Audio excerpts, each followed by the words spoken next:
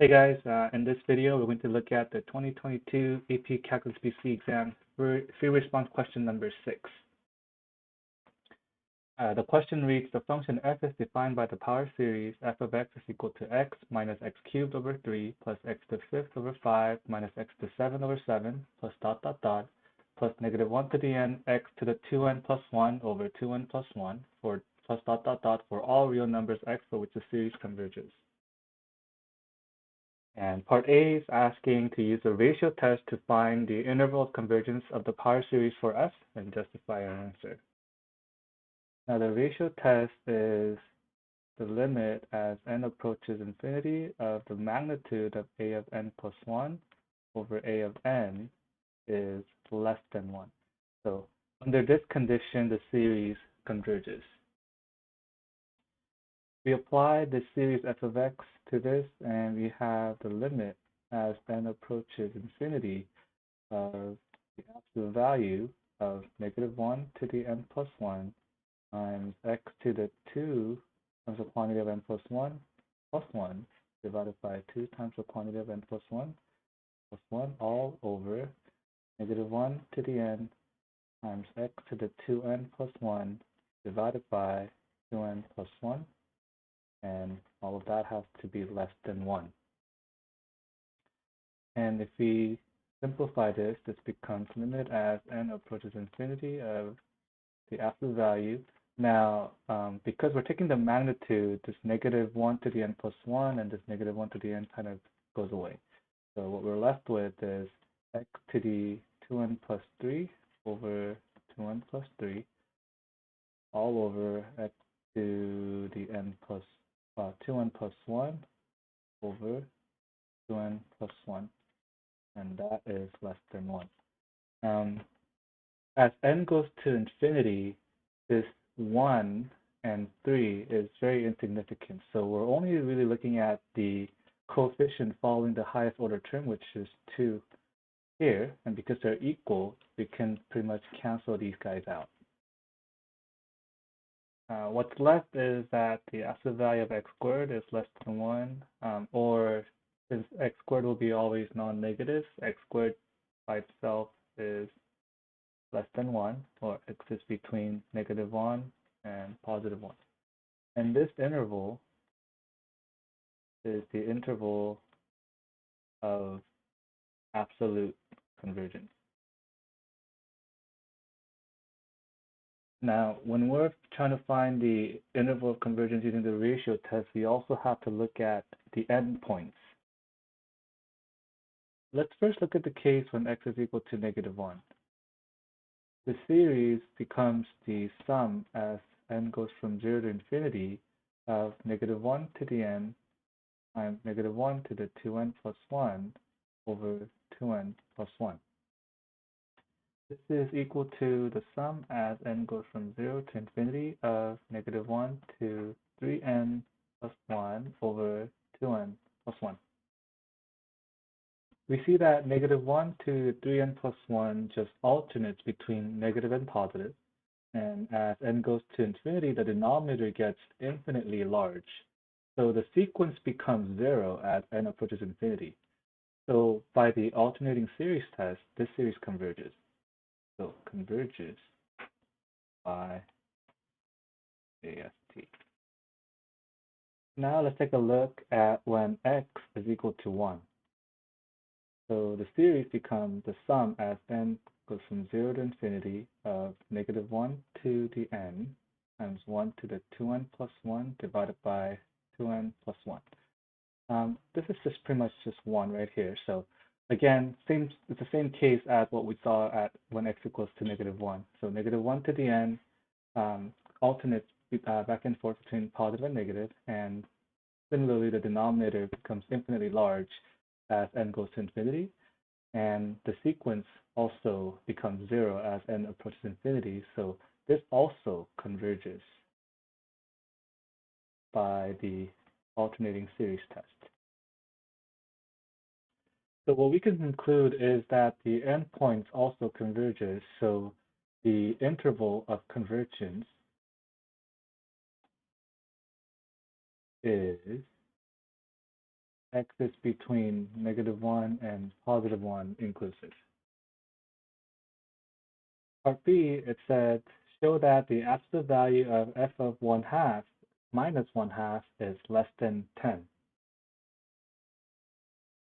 Let's first see what f of 1/2 is. So f of 1/2 is equal to 1/2 minus 1/2 to the third over 3 plus 1/2 to the fifth over 5 minus 1/2 to the seventh over 7 plus dot dot dot.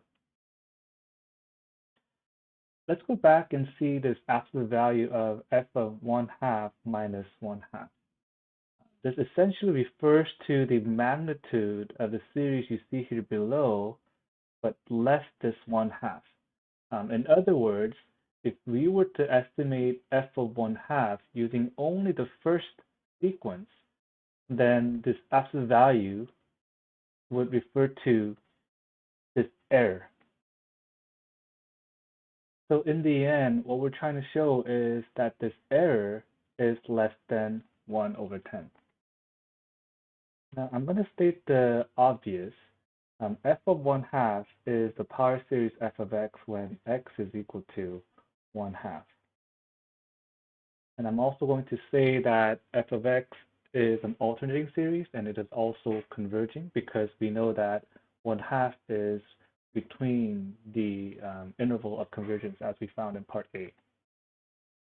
So at x equals to 1/2, f of x is a convergent alternating series.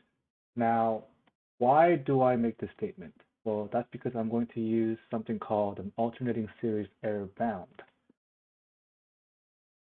What the alternating series error bound essentially, to summarize, states is that the difference between the infinite series, basically the sum of a sub n from n goes from 0 to infinity, and a partial sum, let's say for the first k term, is no more than the next term that is excluded from the series. To give an example, if I were to estimate the series f of x using the first 3 terms, then the overall error will be no greater than the 4th term, the term that follows after it. And as you may have guessed already, we can only use this alternating series error bound when the series is alternating and is convergent.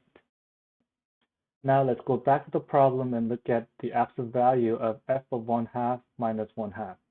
This is the error that we have when we estimate f of 1/2 using just the first term. So pretty much this one right here.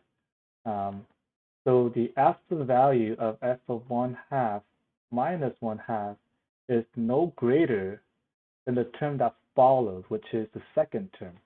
So it's no greater than the absolute value of -1/1/2 to the third over 3.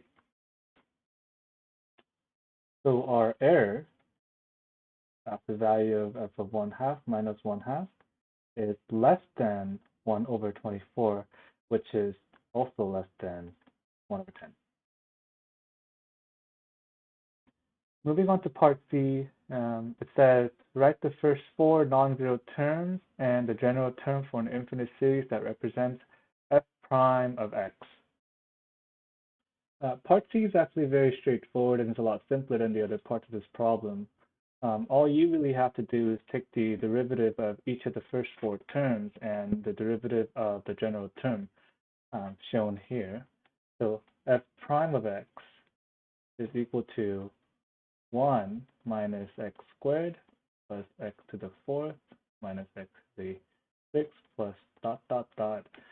And the derivative of this general term is just a power rule. So the 2n plus 1 on the exponent is cancels out with the 2n plus 1 in the denominator. So the term is -1 to the n times x to the 2n plus dot dot dot.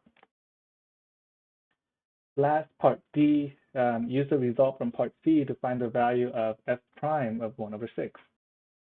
So I'm going to translate the information that we got from part C So f prime of x is that, and we're going to plug in 1 over 6 for x. So f prime of 1 over 6 is equal to 1 minus 1 over 6 squared plus 1 over 6 to the fourth minus 1 over 6 to the sixth plus dot dot dot plus negative 1 to the n times 1 over 6 to the 2n plus dot dot dot. So what you see here is a geometric series with a is equal to 1 and r is equal to negative 1 over 36. Um, and since r is between 1 and negative 1, we can actually find this infinite series because this is converging. So the formula for the infinite sum for a geometric series is s is equal to a of 1 over 1 minus r. So f prime of 1 over 6 is equal to s. So a of 1 is 1 over 1 minus negative 1 over 36.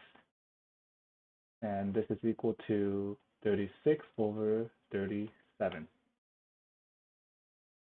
And that is it for 2022 AP Calculus BC exam field response question number 6. I hope you found this video to be helpful, and I will see you in the next video.